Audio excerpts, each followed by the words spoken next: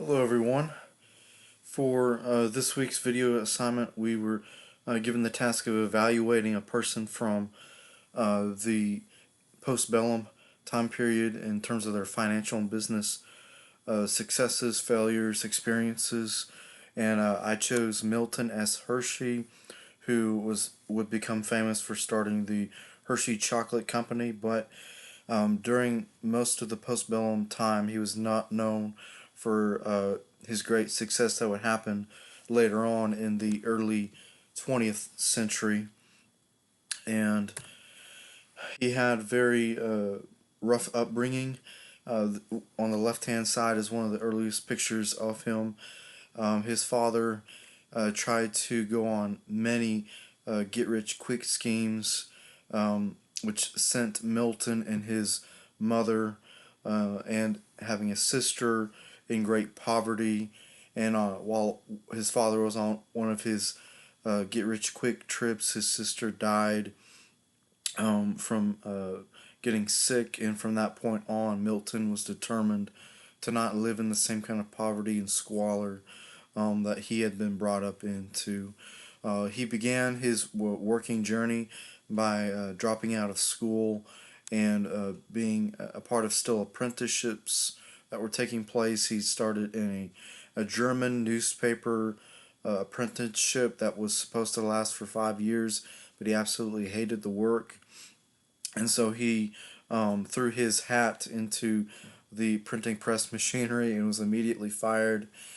Eventually, his mother was able to set him up with a caramel candy shop apprenticeship, and she really wanted the owner to teach her son everything that he could about the processes of making the caramel and selling it, starting a business, everything.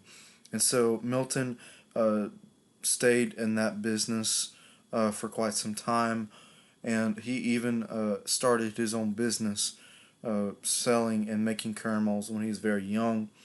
So even at a very young age, in his teen years, starting his own business because he had no other things going for him at that time.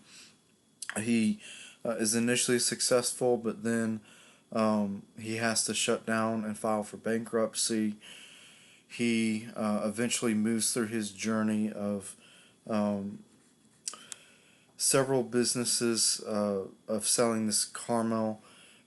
He has filed for bankruptcy twice. He had to borrow money from his uncles and his aunts because he could not receive any from his parents. And after he had went bankrupt for a second time, he went out to Colorado to work with his father, and that fell through. And so he got a job at a caramel factory where he learned how to do caramel, not just general sweets in general. And he took that back with him east, where he was originally from, Pennsylvania. He eventually settled in New York City for a time, but there was a depression there, and he had to shut down once again, and he moved back to his hometown of Lancaster, Pennsylvania, and he decided to do one last chance of selling caramels and making them there. He was able to get one last loan, and a British businessman he placed a huge order, and Milton had to borrow another huge sum of money, but he's successful. He's able to place this big order. He did not hear anything. His whole future hung in the balance until finally he received a check for 500 British pounds, which was an equivalent of around $60,000 today. And from that point on, he was able to grow successfully in the caramel business. He focused on that. He made a lot of wealth. He was very well known in Lancaster, Pennsylvania. He had huge wealth then. But then he went to the 1896 Chicago Columbian World Fair, and he bought his first mass-producing chocolate conveyor belt and machinery. He bought it there on the spot. And so he had two different businesses going, one for caramel, one for chocolate, and then he placed all of his eggs in one basket.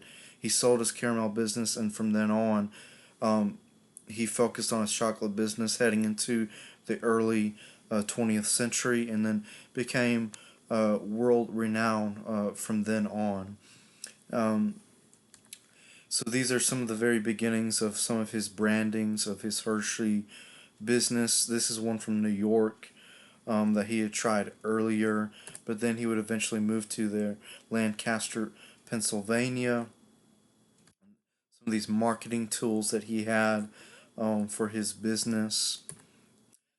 Him and his wife, they'd never had any children together, and she died in 1915. But from then on, he wanted to be a philanthropist. He gave to the community, basically made what is now the modern day Hershey, town of Hershey, Pennsylvania. And so this is a little bit of a snapshot of uh, one individual from the postbellum period, and how really his rag to riches story, similar to an Andrew Carnegie or John D. Rockefeller of that time period, um, but instead of necessarily controversially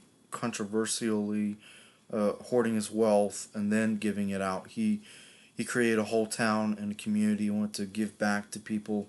He started a boys' school, a boys' home for orphans.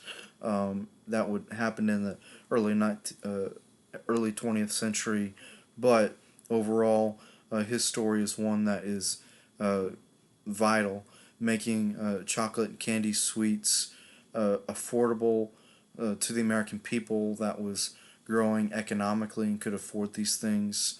He wanted to do that, build wealth, but also give back to not just his local community, but to the nation and to the world uh, of what it would become. So I hope you all enjoyed this. I love your feedback, and I look forward to reading uh, and watching your posts and commenting and giving feedback for that as well. Thank you.